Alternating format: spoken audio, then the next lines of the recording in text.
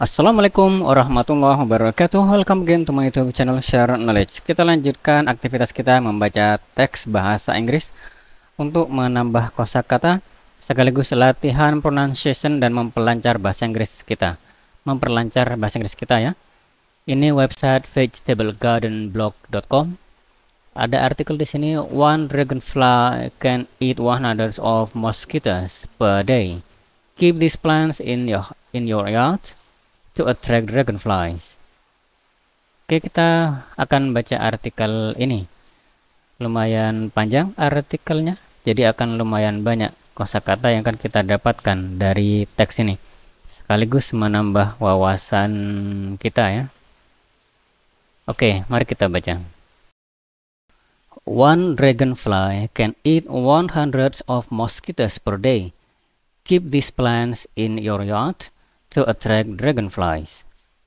Seekor atau satu capung bisa memakan seratusan nyamuk per hari. Keep these plants, keep itu jaga ya, tapi di sini maksudnya tanaman ini di halamanmu untuk membuat capung tertarik untuk datang. Nature has its own way of handling situations. Unfortunately, people like playing gods, and they try to take control over natural processes. Let's discuss mosquitoes. Alam mempunyai caranya sendiri. Alam mempunyai caranya sendiri untuk menangani keadaan atau situasi. Sayangnya, orang-orang suka bermain Tuhan, maksudnya seolah-olah jadi Tuhan, dan mereka mencoba untuk mengontrol atau mengendalikan mengendalikan proses natural atau proses alam yang natural ya. Mari kita diskusikan nyamuk. Ini let us ya, disingkat let's. Mari kita. The pesky insects invade areas in early spring. All they need is warm weather and water. Everyone hates mosquitoes, and everyone ignores the fact that chemical pest repellents aren't the only solution. Have you ever thought of the possibility to use plants that attract dragonflies to get rid of mosquitoes? That's how nature works.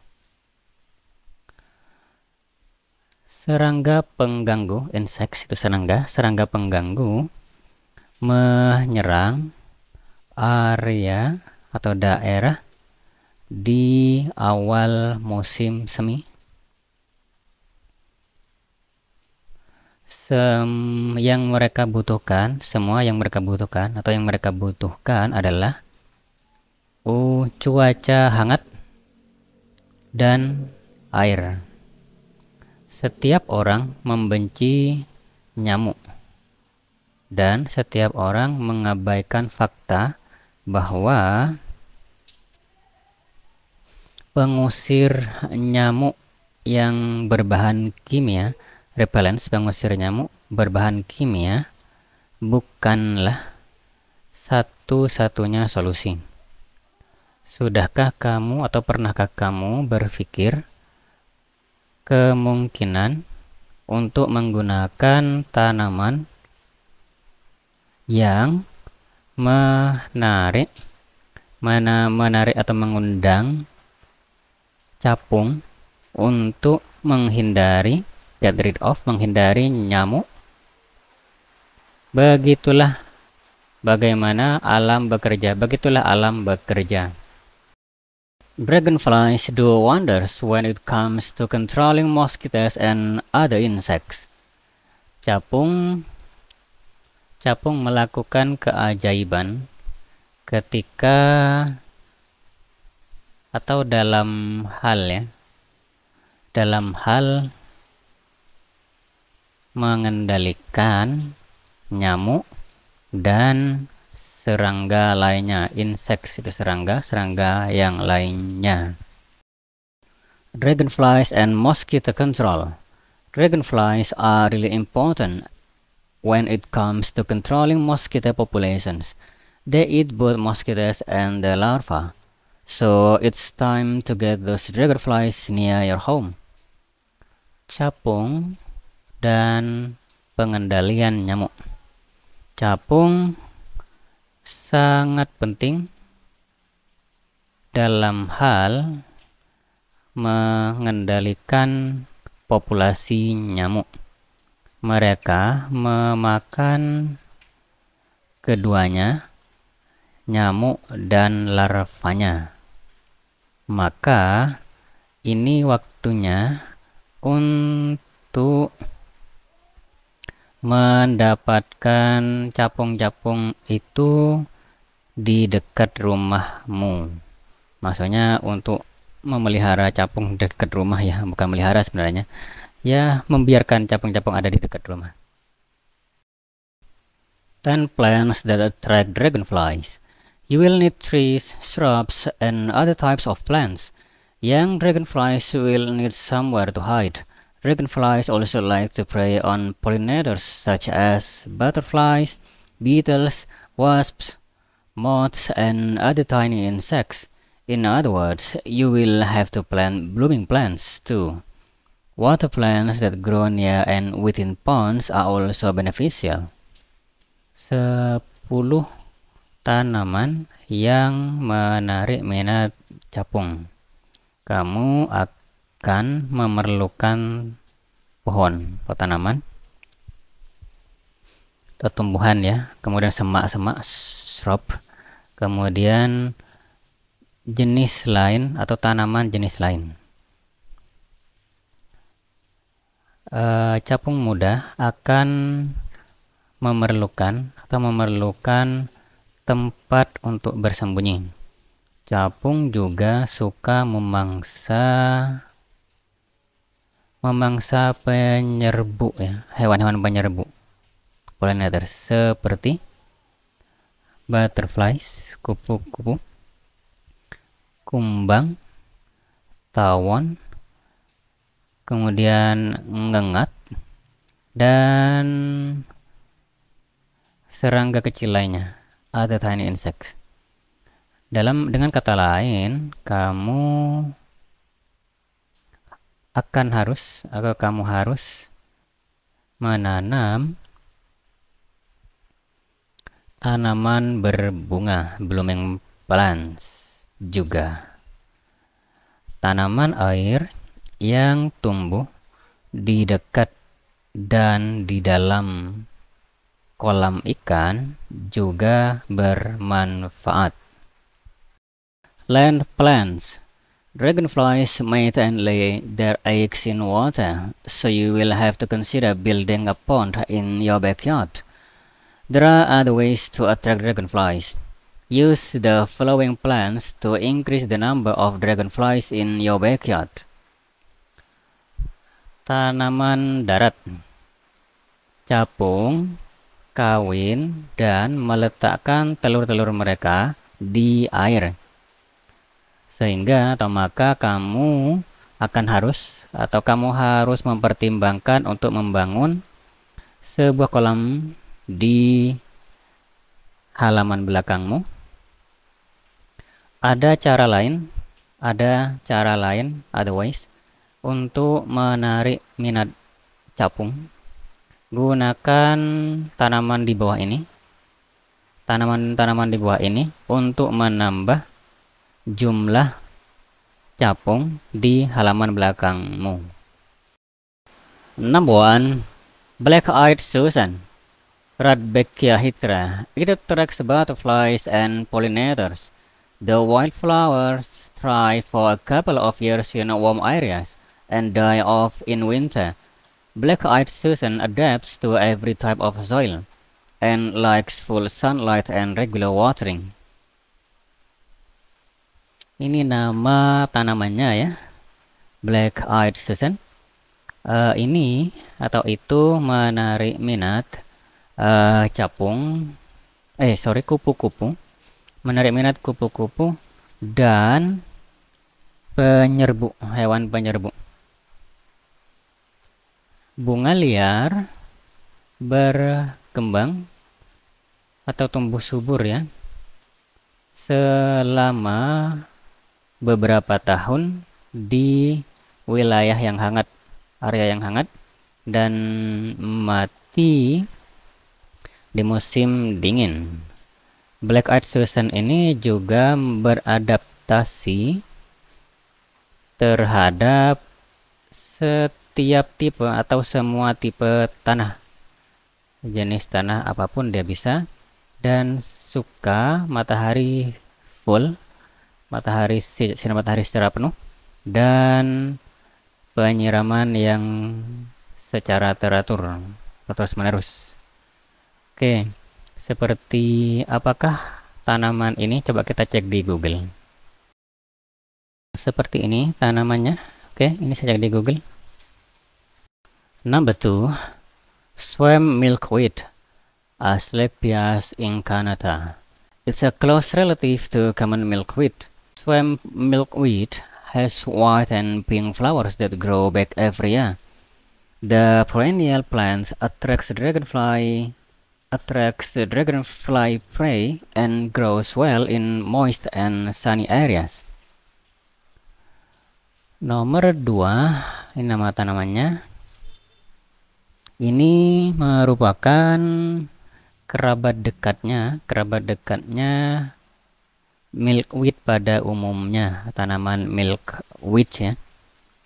Swam milkweed ini mempunyai bunga berwarna putih dan pink, flowers yang warnanya white and pink, putih dan merah muda, yang tumbuh kembali setiap tahun. Kemudian perennial plants, tanaman tahunan, menarik mangsa capung ya, dragonfly prey, menarik mangsa capung dan tumbuh dengan baik di moist, itu lembab, sunny itu panas area, berarti di area yang lembab dan area yang cerah juga. Oke, seperti apakah tanamannya? Kita cek di Google. Oke, seperti ini tanamannya. Ya, ini ya tanamannya. Jupai weed, Eupatorium purpureum. Its pale pink purple flowers grow in midsummer and fall. Jupai weed attracts prey and can grow 3 to 12 feet high. The flowers release a mild vanilla fragrance that gets more intense when crushed. The plant likes full or partial sunlight and grows in moist woods and meadows. Use dried roots and flowers to make diuretic tea. Nomor 3, ini nama tanamannya. Ini merupakan bunga yang warnanya itu ungu ke agak pink dan pucat, pale, pucat ya, tumbuh di pertengahan musim panas dan musim gugur. Jupai weed ini menarik perhatian mangsa dan bisa tumbuh 3 hingga 12 kaki tingginya. Bunganya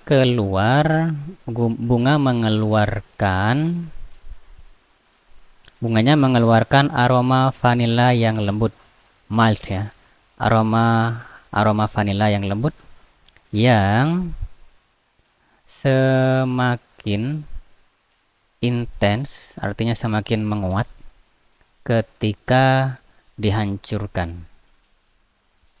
Tanaman tersebut menyukai cahaya matahari penuh atau parsial sebagiannya, dan tumbuh di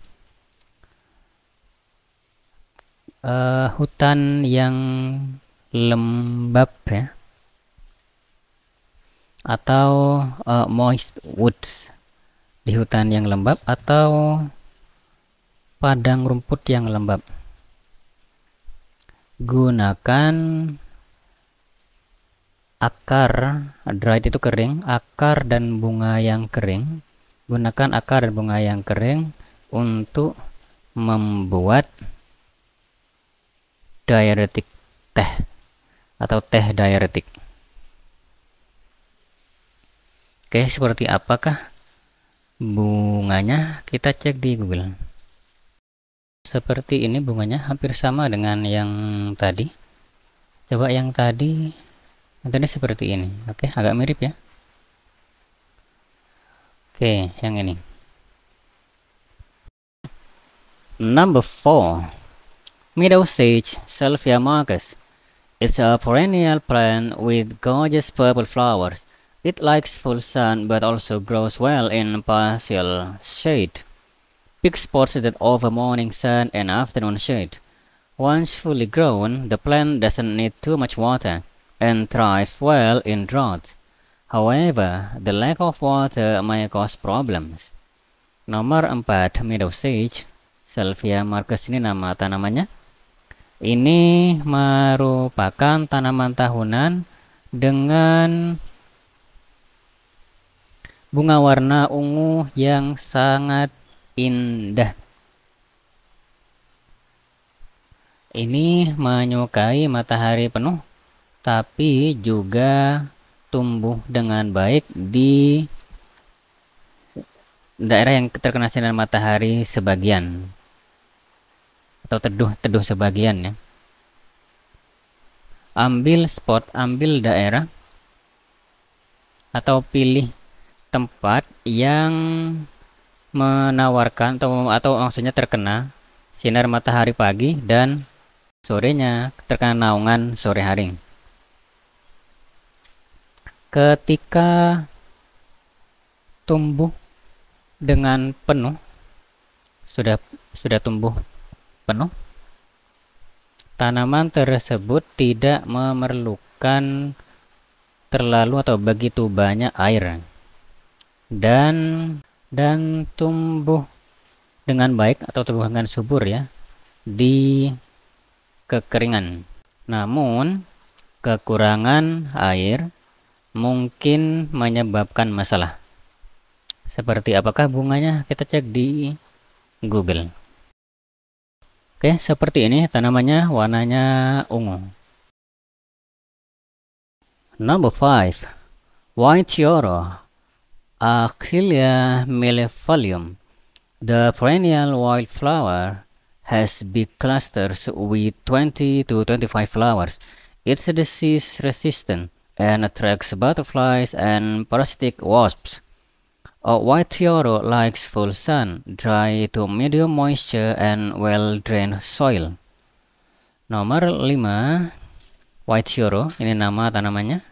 Kemudian tanaman liar tahunan, memiliki kelompok besar dengan 20 hingga 25 bunga. Ini disease resistant, tahan penyakit dan menarik kupu-kupu dan tawon parasit ya, parasitic wasps. Kemudian White Yoro ini menyukai matahari penuh, kering hingga medium moisture, kelembaban sedang, dan tanah dengan drainase yang baik, tanah soil dengan drainase yang baik. Seperti apakah bunganya? Kita cek di Google. Oke, seperti ini bunganya. Pond plants. Building a pond in your backyard isn't a bad idea after all. Dragonflies spend at least 2 months underwater and return to waters over and over again. Ponds help dragonflies hunt, reproduce, perch, and play. Tanaman kolam. tanaman kolam. Membangun sebuah kolam di halaman belakangmu bukanlah merupakan sebuah ide yang buruk sama sekali. Bukanlah sama sekali ide yang buruk. Capung menghabiskan paling sedikit 2 bulan di bawah air dan kembali ke air terus kembali ke air. Kolam membantu capung berburu, bereproduksi, nangkring atau hinggap, dan bermain.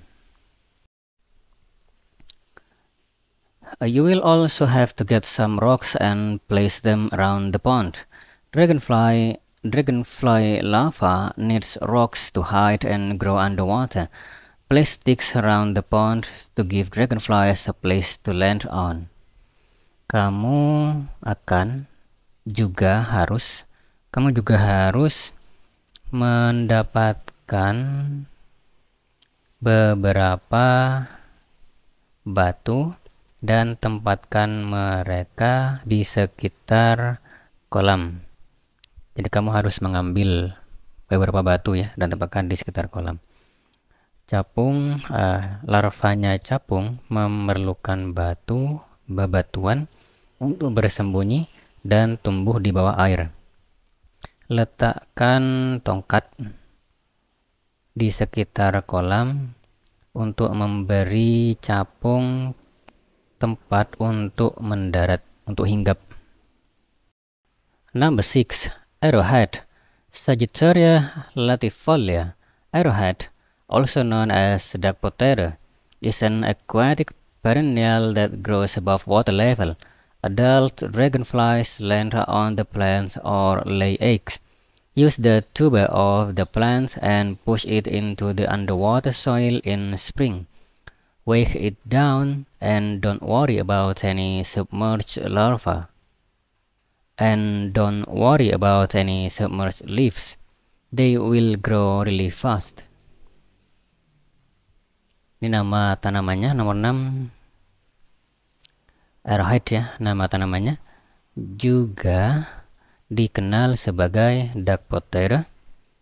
Duck itu bebek ya, potato itu kentang.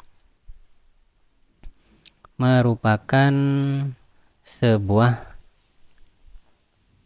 tanaman air perennial, ini tahunan ya, yang tumbuh di atas permukaan air.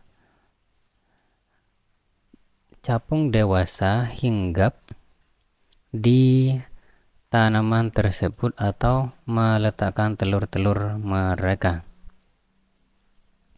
Gunakan umbi tanaman dan dorong ke dalam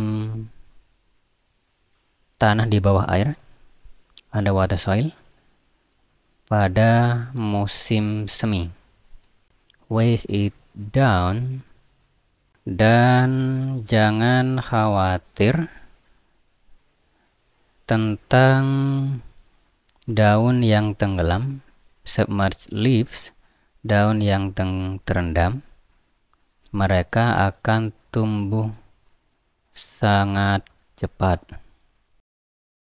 Seperti ini tanamannya. Oke, arrowhead. Number 7. Wild celery, Vallisneria americana. It provides an excellent aquatic habitat for dragonflies. Wild celery grows to the water surface, and adult dragonflies deposit eggs on it. Consider planting it in spots that get at least 18 inches of water all the time. Nomor 7. Seledri liar ya, wild celery, itu nama tanamannya. Itu menyediakan habitat perairan yang sangat baik, habitat akuatik yang sangat baik untuk capung. Wild celery tumbuh di permukaan air, water surface. Dan capung dewasa meletakkan telur-telurnya di atasnya. Pertimbangkan untuk menanamnya di tempat yang mendapatkan paling tidak 18 inci air sepanjang waktu. Seperti apakah tanamannya? Ya, seperti ini tanamannya kalau saya cek di Google. Put wild celery tubes in a cheesecloth filled with mud or stones and put them at the base of your pond. Keep in mind that if you break the sprouts, the tubes won't regrow new ones. Masukkan batang seleri liar ke dalam kain katun tipis ya. Kain tipis yang berisi lumpur atau batu. Dan letakkan mereka itu di dasar kolammu. Ingatlah bahwa jika kamu mematahkan kecambahnya, setelah jadi kecambah ya, tabungnya tidak akan, ini singkatan dari will not, tidak akan tumbuh kembali, tidak akan menumbuhkan kembali yang baru, new ones. Number 8. Water horsetail, Equisetum fluviatile. It has a submerged and floating part. Grow it from nursery plants and not seeds. Plant the rhizomes 2 inches below the soil at the edge of your pond. Once established, the plants can survive a short period of dry weather. Water horsetail thrives in shade or full sun. Nomor 8, ini nama tanamannya, ekor kuda air, water horsetail. Ini mempunyai bagian yang tenggelam dan bagian yang mengapung. Parts bagian submerged, tenggelam, yang mengapung, floating atau mengambang ya. Tumbuh atau tanamlah itu dari pembibitan, nursery plants, bukan dari biji. Tanamlah rimpang 2 inci di bawah tanah di tepi kolammu. Ketika terbentuk, tanaman tersebut bisa bertahan hidup dalam waktu yang singkat pada musim panas atau musim kering ya, kemarau. Cuaca kering maksudnya. Kemudian water horsetail ini tumbuh berkembang, tumbuh subur di daerah yang terkena sebagian matahari atau terkena matahari secara penuh. Oke, seperti apakah bunganya? Oke, seperti ini bunganya. Ya, seperti ini tanamannya. Number 9. Cattail, Taifa latifolia. Cattail is also known as bulrushes. It grows in moist soil in swampy areas. Avoid planting cattails in shady spots and grow them from rhizomes. You can easily translocate the plant. Nama tanamannya ketel. Ketel ini juga dikenal sebagai bulrushes. Ini tumbuh di tanah yang lembab di daerah rawa, swampy area. Hindari menanam ketel sini di daerah yang terkena naungan ya, yang teduh. Dan tanamlah tanaman ini dari rhizomes. Kamu bisa dengan mudah mentranslokasi tanaman tersebut. Kita cek ketel ini di Google seperti apa tanamannya. Seperti ini tanamannya, ketel, ekor kucing ya. Number 10. Water lily. Water lilies are the perfect spot for laying eggs. Grow them from tubers planted in spots right under the water surface. Add rocks to keep your water lilies submerged. The leaves and blossoms float on the surface of your pond. Nomor 10. Nama tanamannya water lily, lili air ya. Water lilies ini merupakan tempat yang sempurna untuk meletakkan telur. Tanamlah mereka dari umbi